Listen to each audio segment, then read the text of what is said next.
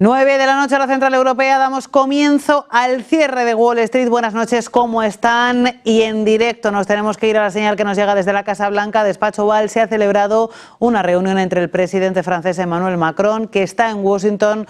Se ha reunido con el presidente de Estados Unidos, con Donald Trump, para hablar de las negociaciones de paz en torno a Ucrania, en las que Europa todavía no está invitada. Es lo que quiere Macron, conseguir silla en el seno de las negociaciones. Directo. Not so long ago, there was a beautiful evening, and we will not soon forget it. It was a beautiful day and evening, and many fond memories. I also want to thank Emmanuel for hosting me in Paris last December after a historic election win to witness the reopening of the spectacular Notre Dame Cathedral, where you did an outstanding job in bringing it back together. That was a sad day watching that burn. And 5 years later, you had it up, and it was, they say, more beautiful than it was before. So I think that's a great achievement. That was not easy. France is America's oldest ally. Our cherished partnership has been a force for freedom, prosperity, and peace from the very beginning. We're now working on some very interesting developments. One in particular, as you know, the war between Russia and Ukraine.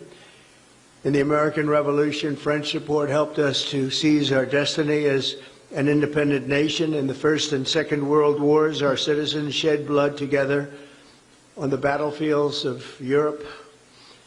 And I'll never forget joining President Macron 6 years ago on the 75th anniversary of D-Day. That was some day.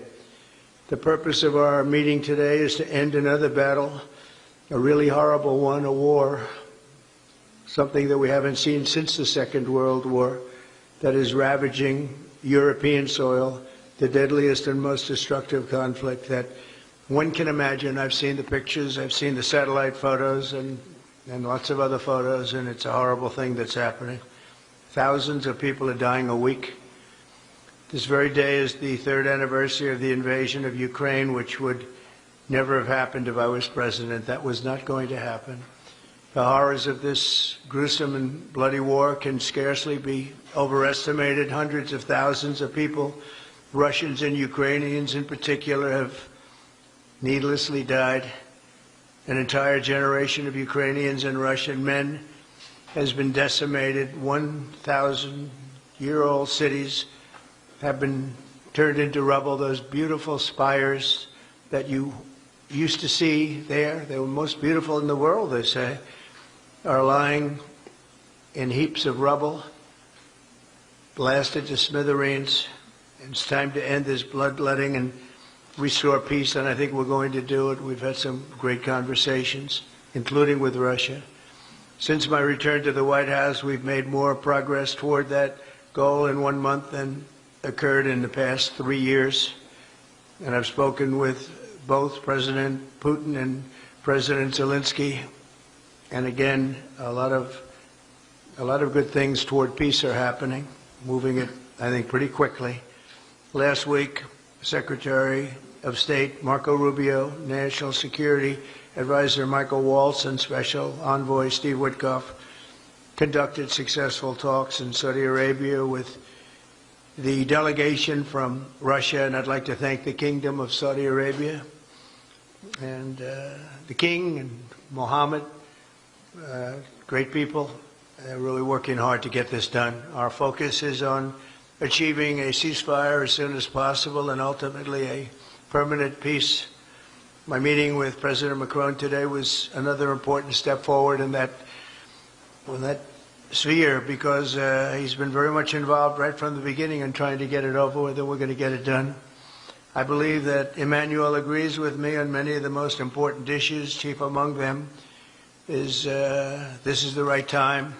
It may be the only time. You know, that's a very interesting and horrible situation, and that could evolve into a third world war. We're not going to let that happen. Should have never started, but it did. And what a mess, what a horrible, bloody mess.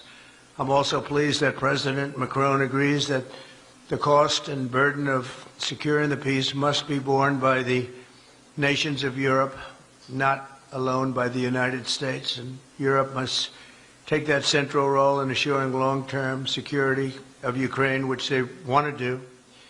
and that's not a very big step. The big step is what's going to happen over the next few weeks.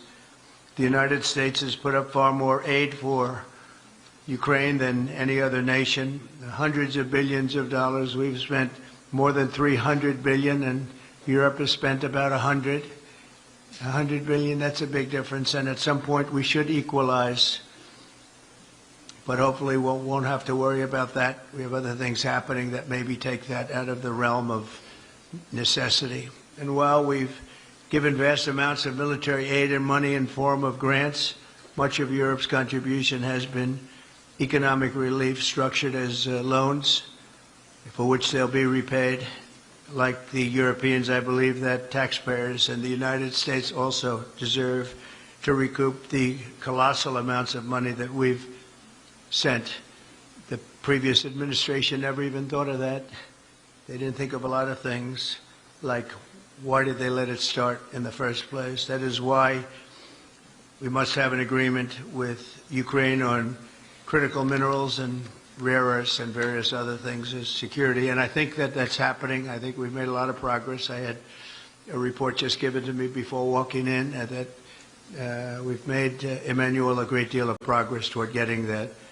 I've been elected by the American people to restore common sense to Washington and indeed to the world. And I believe strongly that it's in the best interest of the United States, the best interest in Europe, the best interest of Ukraine, and indeed the best interest of Russia to stop the killing now and bring the world to peace. My administration is making a decisive break with the foreign policy failures of the past administration and, frankly, the past. I ran against a very foolish foreign policy establishment, and their recklessness has led to the death of many, many people. Under our administration, we're forging a new path that promotes peace around the world. And when I left office for the first administration, first term, we had no wars, we had no problems. We didn't have October 7th with Israel. We didn't have Russia and Ukraine going at it. We didn't have the problems in other parts of the Middle East. We didn't have inflation. It was a whole different world. And you know what else we didn't have? Millions of people pouring through our borders, many of them criminals released from other nations and put right into our land, murderers and drug dealers, gangs. We didn't have any of that. It's a different time, but now we have it and we're fixing it. We'll fix it all up. We'll get it done as quickly as possible. And we've made a great deal of progress. People are saying it was the best month for a president in our country's history. I hope that's right, but I feel it's right. We've done a lot of things in a very short period of time, 4 weeks. As I've said before, it's my hope that my greatest legacy, however, will be as a peacemaker and a unifier. I want to bring peace, not war. I thank President Macron for joining us today in this urgent work we're doing. And we have some wonderful people up front right here that have worked so hard. Steve Witkoff, thank you very much. And Michael Walsh, thank you. Scott, thank you very much. And JD, thank you. They've really done a job. They worked very hard. It's a real passion to get this war ended. And I'd like to now invite Emmanuel to say a few words, and then we'll take questions. And again, Emmanuel, it's a great honor to have you with us at the White House. Thank you very much, please. Thank you, Mr. President. Thank you, dear Donald. Ministers, ladies and gentlemen, mesdames et messieurs, je vais dire quelques mots en français. Merci beaucoup, Monsieur le Président, cher Donald, pour votre hospitalité et cette visite. Vous l'avez rappelé, nous avons eu l'occasion ces dernières années, lors de nos premiers mandats, de pouvoir échanger à plusieurs reprises à Paris, ici à la Maison-Blanche et à travers le monde. Ça a toujours été un bonheur, et je dois dire que j'ai en effet ici des souvenirs encore vibrants. Et je veux vous remercier à nouveau, Monsieur le Président, d'avoir fait l'amitié à la France de vous joindre à la cérémonie de réouverture de Notre-Dame de Paris que vous venez d'évoquer à l'instant. Ça a été une très grande fierté pour les... En directo, el presidente de Francia, Emmanuel Macron, ha iniciado sus palabras. Ya ha hablado el presidente de Estados Unidos, Donald Trump. Dice que agradece a Macron que haya tomado la delantera en Europa para iniciar esas conversaciones de paz que consigan alcanzar un acuerdo que sea duradero y estable entre Ucrania y Rusia. Dice que han hablado acerca de que Europa Europa tendría que asumir en su mayoría el coste de la guerra. Vamos de nuevo a ver esas palabras que está pronunciando el presidente de Francia, Emmanuel Macron, desde Washington. Le XXe siècle, au Lafayette, nous voilà de Pershing jusqu'aux vétérans américains que nous célébrions il y a encore quelques mois sur la plage d'Omaha Beach, et j'étais très heureux de revoir d'ailleurs tout à l'heure, lorsque vous m'avez laissé quelques minutes entre deux de nos rendez-vous, l'un d'entre eux qui est venu me visiter. Je veux ici dire le grand respect que nous avons pour tous nos anciens combattants et les vétérans américains. Cette histoire nous oblige, et c'est celle qui nous lie dans le contexte du monde qui est le nôtre. Et le président l'a rappelé, le monde dans lequel nous vivons ne manque pas de défis. Alors cette visite que nous avons décidée ces derniers jours avait évidemment un objectif premier qui est la situation géopolitique. Et je dois dire que, Monsieur le Président, je dois vous remercier tout particulièrement d'avoir accepté d'aménager votre agenda pour que nous puissions nous voir si vite. Et je considère que nous avons véritablement eu des avancées substantielles lors de nos échanges. Et c'est pour moi une étape très importante de ce que nous vivons.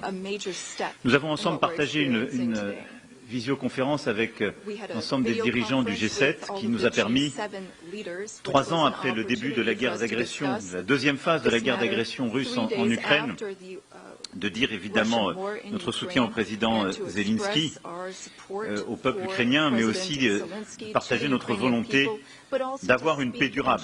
Je crois que c'est ce que vous avez ces dernières semaines, rappelé avec beaucoup de force. Depuis le 22 février 2022, où on nous annonçait une opération spéciale qui allait durer quelques semaines, chacun admire la bravoure du peuple ukrainien qui a résisté. Et vous avez raison de le dire, Monsieur le Président, nous avons aidé. Et je crois que nous avons eu raison d'aider, c'était notre responsabilité. Et je veux ici dire que l'Europe n'a pas ménagé ni minoré ses responsabilités. Nous avons en effet investi 138 milliards de dollars dans l'aide à l'Ukraine et aux Ukrainiens, et je dis bien investi, parce qu'au fond l'Ukraine a tenu ce front avancé de notre sécurité collective. Elle s'est battue durant ces années, elle continue de se battre pour son indépendance et sa souveraineté, mais aussi pour notre sécurité collective, parce que je crois que personne dans cette salle n'a envie de vivre dans un monde où la loi du plus fort peut s'imposer et où les frontières internationalement reconnues peuvent être du jour au lendemain violées par qui que ce soit. Alors, je considère que ces dernières heures, et vous l'avez d'ailleurs dit tout à l'heure, plusieurs choses se sont cristallisées et nous avons pu avancer sur plusieurs points. D'abord, je veux saluer votre décision de voir le président Zelensky et de finaliser en effet cet accord qui est important pour les États-Unis d'Amérique et pour l'Ukraine sur les minerais critiques et les terres rares, mais d'avoir cet échange de substances avec le président Zelensky dans cette phase est très important et de pouvoir finaliser cet accord qui aussi acte votre engagement pour une Ukraine souveraine est, à mes yeux, un point très important et souhaitable. Ensuite, votre volonté de bâtir la paix, nous la partageons. Et je veux dire ici qu'en responsabilité,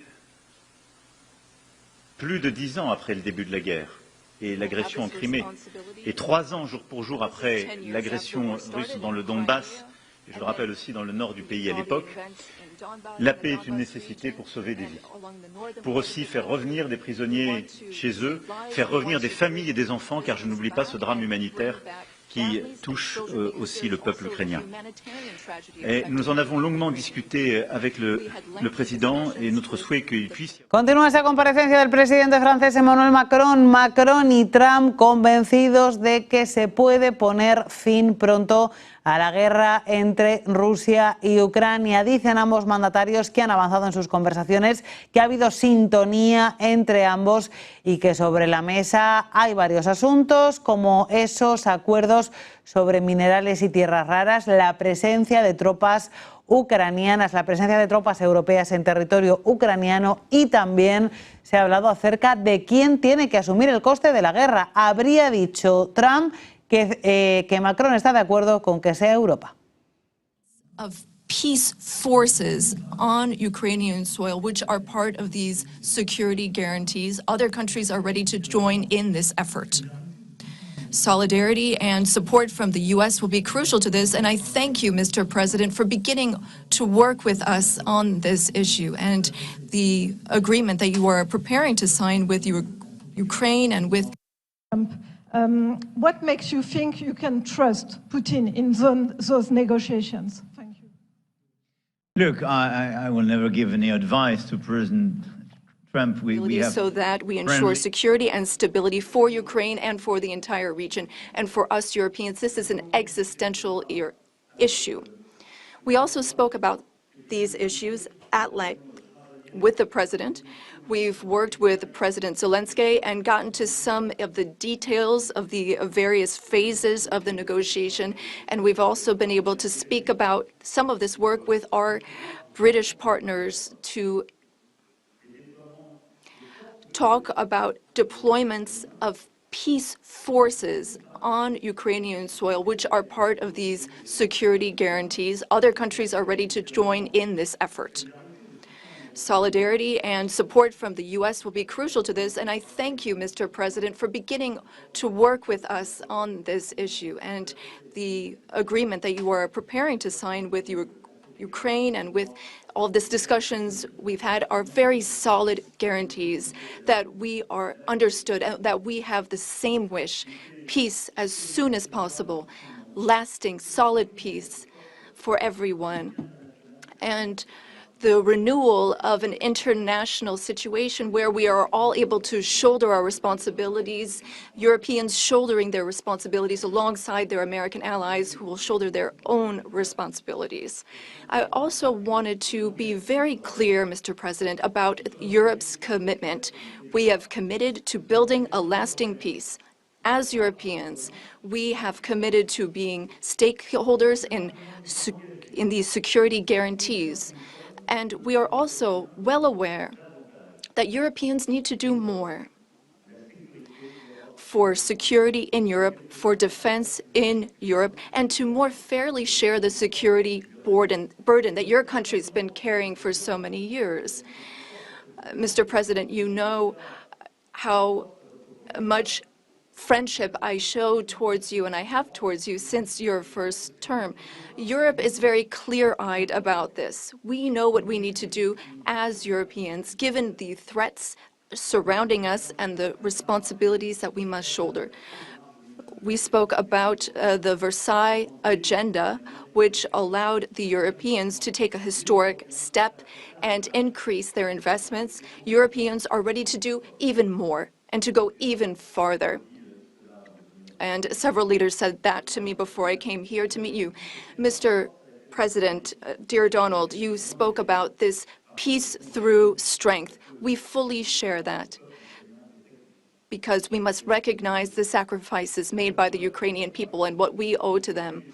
The President and I also spoke about economic matters and our desire to see more prosperity in the United States and in Europe. We had discussions which will be carried on by our teams, our ministers and secretaries, to flesh out some of those ideas. But the idea is to have fair competition and no bias within competition between our industries. Now, the American and European economies are extremely intertwined. Some 1.5 billion in trade, trillion rather, in goods and services, and I know you've spoken about wanting to look at the balance of payments. We also have a trade deficit, and I know that we need to look not only at goods, but also digital items and goods which you export, and we want to make a sincere commitment towards fair competition where we have smooth trade and more investments. You already invest a great deal in France, and France is the fifth largest investor in the United States. And I would like to recognize here all of the American investors who announced investments, some $120 billion that were announced at the AI summit. This is our wish. We want to have more prosperity on both sides of the Atlantic. We have a shared agenda in that regard. We also spoke about the Middle East, among other subjects, and here again, we have the same desire. We don't want to see Iran obtain nuclear weapons. We don't want, or rather, we want an approach with partners in the region that we can trust.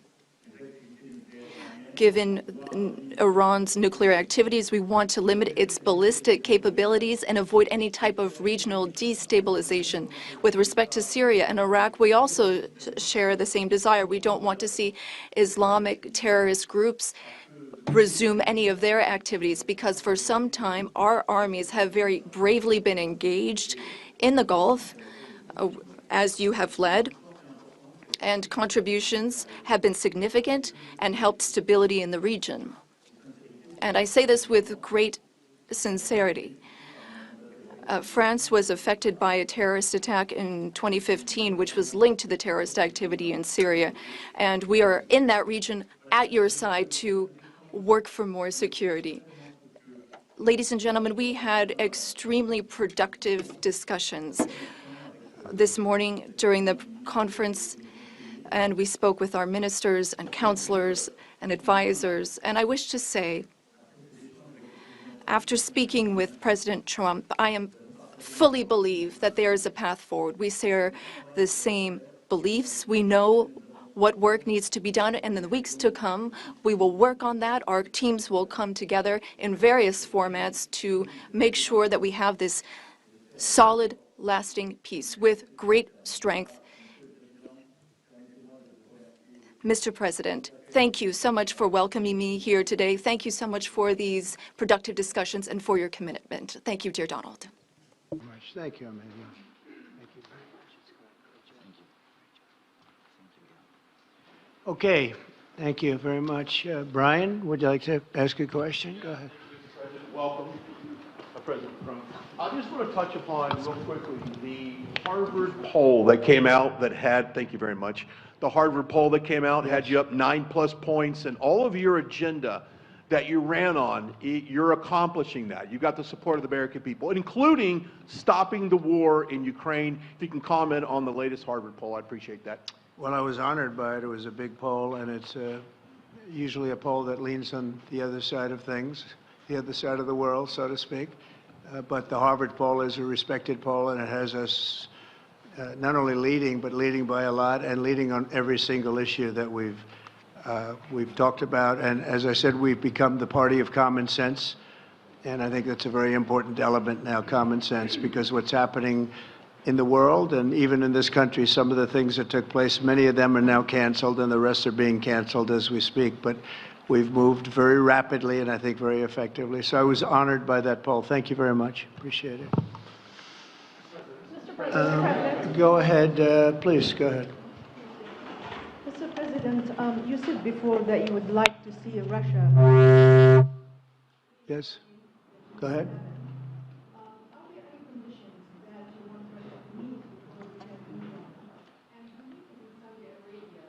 When you're meeting in Saudi Arabia with President Putin, will that happen regardless of any progress on the Ukrainian file? Yeah, I think the meeting in Saudi Arabia was a fantastic one. We met with the Crown Prince, who's a fantastic young guy. He's young, but with great imagination and tremendously respected all over the world. And he goes right to the king, and the king is incredible. Gotten to be friends with both of them very much, and they want to see this ended, and they're going all out to make sure that it is ended. I think Russia, likewise, I've spoken to President Putin, and my people are dealing with him constantly, and his people in particular. And they want to do something. I mean, that's what I do. I do deals. My whole life is deals. That's all I know is deals. And I know when somebody wants to make it and when somebody doesn't. I will say this, before I came here, there was no communication with Russia whatsoever, and Russia wasn't answering calls. They were not talking to anybody. They wouldn't talk to anybody, and people sort of accepted that as being that they want to go forward and just keep going without stop. But when I got here, one of the first calls I made was to President Putin, and we were treated with great respect, and they want to end this war. So that's a big thing, because I didn't know if I could say that, but it's a big thing. They want to do it, and the group in the front row that I introduced, they're all very active in it, and we're working on deals right now, transactions right now, and in particular, the big one is to get the war stopped, whether it's ceasefire or direct to an agreement. I'd like to go directly to an agreement, but ceasefire will always happen a little bit quicker. And every day you're saving thousands, or at least hundreds, but thousands in some cases lives. So we want to see if we can get that done very quickly. Yes, for the President, please. Thank you. I'm a correspondent based in Paris. Question for both of you, actually. Mr. Macron, you were one of the last Western leaders to speak to Putin before Ukraine's invasion. What advice, what recommendation could you make to President Trump to make sure that this time you can get strong enough guarantees from Putin to get a peace deal that lasts this time? And Mr. President Trump, what makes you think you can trust Putin in those negotiations? Thank you. Look, I will never give any advice to President Trump. We have friendly and trustful discussion, but my experience with President Putin is the following. Number one, I always think it's good to have discussion with other leaders, and especially when you disagree. I stopped my discussion with President Putin after Bucha and the war crimes, because I considered that, we had nothing to get from him in that time. Now this is a chance, there is a big change, because there is a new US administration, so this is a new context. So there is good reason for President Trump to re-engage with President Putin. But my experience is the following, and I shared it with President Trump and the team. In 2014, our predecessors negotiated peace with President Putin.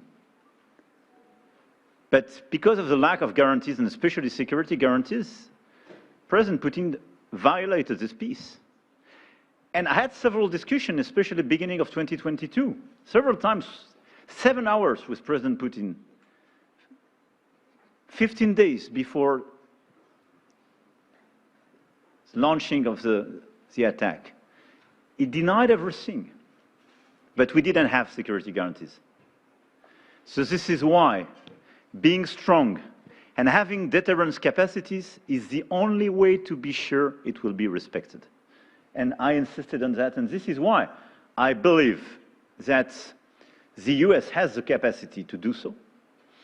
And this is why I think we should never say, I will never send any boots on the ground, because you give a blank check to violate any type of commitment. So I think it's good to have discussion. I think it's useful to have negotiation. I think it's super important to go to the peace. But my strong point was to say, let's try to get something first which can be assessed, checked and verified. And let's be sure that we build sufficient guarantees on the short run. And this is where we are ready to be engaged. As for France, a lot of my European colleagues are ready to be engaged. But we do need this American backup, because this is part of the credibility of the security guarantees, and this is our collective deterrence capacity. And I have the feeling that the President has this capacity. I think it's very much to the benefit of Russia to make a deal, and I feel that we'll do that. It is what it is. Again, it's a war that should have never been started. It's a war that would not have been started if I were president, but it did start, and it's at a terrible level where cities are burned down and shot down to the ground. It looks like demolition sites, a whole big pile of demolition sites, and we got to get it stopped. Too many people, too much agony. The whole culture is destroyed when you rip down some of those really ancient or near ancient buildings. It's so sad to see, but I think it's very much to the benefit of this tremendous distrust on both sides. That's why it's good that I'm coming in now, but I think it's to the very much benefit of Russia to make a deal and to go on with leading Russia in a very positive way. That's what you have to do. But I really believe that he wants to make a deal. Maybe wrong, but I believe he wants to make a deal. Yeah, go ahead, please. Next week, there's a key deadline for your Canada and Mexico tariffs. Believe those countries have done enough on the border to stop those from taking effect. And for President Macron, I'm wondering if you believe that this critical minerals deal with Ukraine represents a de facto security guarantee by the United States, since the U.S. would have an interest in protecting those reserves in Ukraine. Thank you. We're on time with the tariffs, and it seems like that's moving along very rapidly. We've been mistreated very badly by many countries, not just Canada and Mexico. We've been taken advantage of. We were led by, in some cases, fools, because anybody that would sign documents like they signed, where they were able to take advantage of the American people, like has happened over the last long period of time, except for a little 4-year period that took place 4 years ago. But anybody that would agree to allow this to happen to our country should be ashamed of themselves. No, the tariffs are going forward on time, on schedule. This is an abuse that took place for many, many years. And I'm not even blaming the other countries that did this. I blame our leadership for allowing it to happen. I mean, you know, who can blame them if they made these great deals with the United States, took advantage of the United States on manufacturing, on just about everything. Every aspect that you can imagine they took advantage of. I look at some of these agreements, I'd read them at night, and I'd say, who would ever sign a thing like this? So the tariffs will go forward, yes, and we're going to make up a lot of territory. All we want is reciprocal. We want reciprocity. We want to have the same. So if somebody charges us, we charge them. It's very simple, but it'll be very good for our country. Our country will be extremely liquid and rich again. Plus, we're doing other things, as you know. We're finding tremendous waste, fraud, and abuse at levels that nobody thought possible. You're seeing what's going on. And that was also part of the Harvard poll. Do you agree with what President Trump is doing with Elon and others that are looking for the waste, fraud, and abuse? And the numbers were staggering. It was like 70% to 2%. Everybody wants to find out. They don't like it. And, you know, the radical left or whoever it may be starts screaming about the Constitution, but it has nothing to do with the Constitution. It has to do with fairness to this country. It has to do with being ripped off. And when you read the things that all of these billions, and I mean many billions, hundreds of billions of dollars have been spent on, that's all you have to do is stand up here and read them. I could stand up all day and read the kind of things where we're spending all of this money. The good news is that when you think of how rich a nation we can be when we get rid of this, you know, sometimes you'll buy a company and you'll see it was really well run. They accounted for every penny. Well, not much you can do there. You got yourself a bad deal. This one is the exact opposite. Tremendous fraud, tremendous waste. And when you think of what it is, you know, Elon uses an expression, caring. If we had people that cared, just cared a little bit when they did contracts, when they negotiated with outside vendors on behalf of the United States. That's what I'm doing now. I'm negotiating for the people of the United States. So we're doing a great job of it. I will say we found it'll be hundreds of billions of dollars of waste and fraud and abuse. Thank you. Please. Look, I think this discussion is a very important one. First, because it's important for the US, and it will be a good occasion for a first very important meeting between President Trump and President Zelensky. Second, I think there is a lot of economic upside on both sides. And third, de facto, there is a recognition of Ukrainian sovereignty, a recognition of... De prensa que están ofreciendo el presidente de Estados Unidos, Donald Trump, y el presidente de Francia, Emmanuel Macron. Parece que hay bastante sintonía entre ambos mandatarios. Seguimos con esa rueda de prensa. But this peace, as it is now written and negotiated, and as this meeting is scheduled, is an important step forward. Full-fledged peace agreement. Okay, please, go ahead. To the president. Monsieur le Président Trump. President Trump, President Macron. To make a deal with Putin. So when you do a deal, it's a win-win deal. what are you giving to him and what is he going to give you, to America? And I was impressed by the way you referred to Notre Dame and that you were impressed by the reconstruction of Notre Dame. A lot of Americans have sent money to Paris to participate to the reconstruction of Notre Dame. As a President of the United States, are you going to contribute to the reconstruction of Ukraine? Et Monsieur le Président Macron? President Macron, what for you is the main area of progress in your meeting with President Trump? Can you confirm that there is an agreement to send European peacekeeping troops? Will France participate in that? How many troops? What would they be doing? Would this represent a great danger to send French and European troops to Ukraine? Well, I guess it's a little strange question because you ask whether or not we're going to, on behalf of the United States, contribute to Ukraine. I mean, we're in there for about $350 billion. I think that's a pretty big contribution. I do appreciate the first part of your question, however, because I think they've done an incredible job with the Cathedral of Notre Dame. I think the president has done. I know he headed it up, and I know how hard he worked, and it took a period of time, but really not a long period of time considering what that was, so delicate, so beautiful.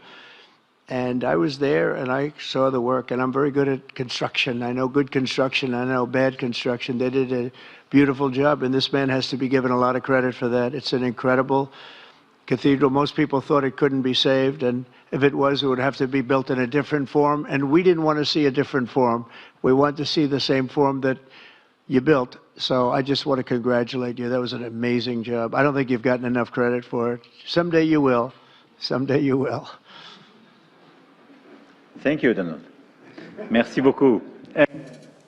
Thank you very much. To go back to your question, today's discussion showed several areas of progress. First, we have been working a great deal with President Zelensky to have a proposal that's acceptable to Ukraine. President Trump has confirmed that he will be meeting with President Zelensky very soon to finalize the agreement on critical minerals and rare earths and to speak together about that matter. That's a very important step forward. The second thing is that during our discussions, we were able to go into some of the details about the proposal that we have just made to have a truce, a peace, and be able to measure that and then structure our discussions on that basis.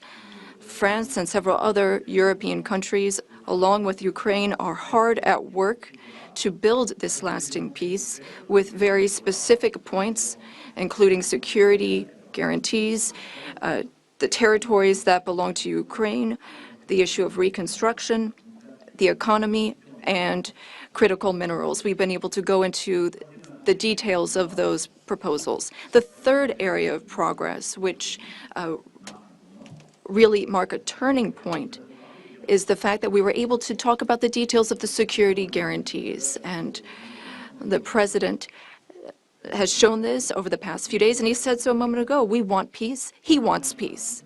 We want peace swiftly, but we don't want an agreement that is weak. The fact that there are Europeans that are ready to engage to provide for these security guarantees. And now there's a clear American message that the U.S., as an ally, is ready to provide that solidarity for that approach. That's a turning point, in my view. And that is one of the great areas of progress that we've made during this trip and during this discussion. When it comes to troops, in the past, a year ago specifically, we saw a reason to talk about sending troops for strategic regions. Today, when we talk about troops, we're talking about sending them in after we've negotiated a lasting peace. And once we have that solid, lasting peace, that's part of an agreement signed by Ukraine, signed by Russia, and for which we will provide the guarantees, then at that point, and recently France has worked with the UK to provide its contributions. We've worked on plans. We've worked with our militaries not to go to the front lines, not to go into occupied territories. but as a show of support to show that we have a negotiated peace signed by both sides, and that is a peace we will preserve. So these would be peaceful deployments of troops, not for combat. These would be deployments of an assurance force. They would be limited, but they show solidarity. I've also spoken with all of our allies, and there are European and non-European allies who are ready and willing to take part in that effort. Countries have helped Ukraine maintain its military capabilities in terms of the number of soldiers it has, equipment, whereas others have provided logistical support on the ground.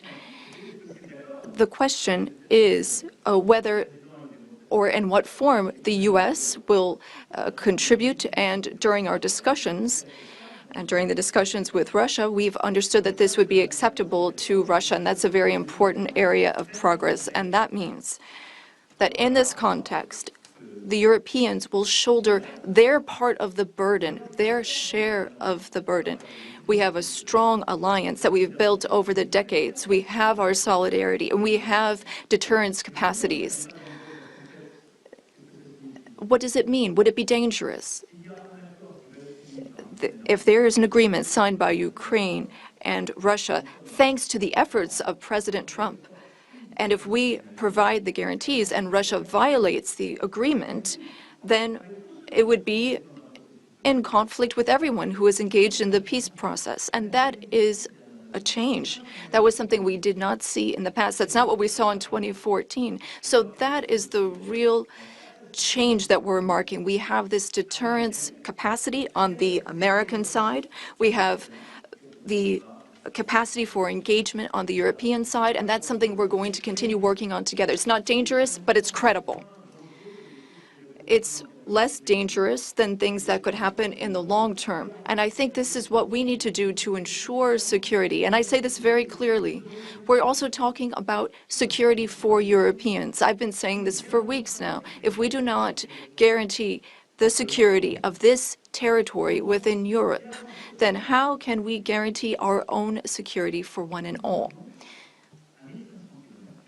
We live just 1,500 kilometers from Ukraine, and the Germans and Polish are even closer. So our collective security is important. We need to answer this call for Europeans to be more engaged, and Americans will be there still in solidarity. Europeans are working for their collective security, but I really think this was a turning point today in our discussions. Emmanuel, thank you very much. Great job, and it's been wonderful being with you. Say hello to your beautiful wife, and we will see you again soon. We'll be speaking often. We'll get this thing worked out. We're going to get it done. So important, and great job. Thank you.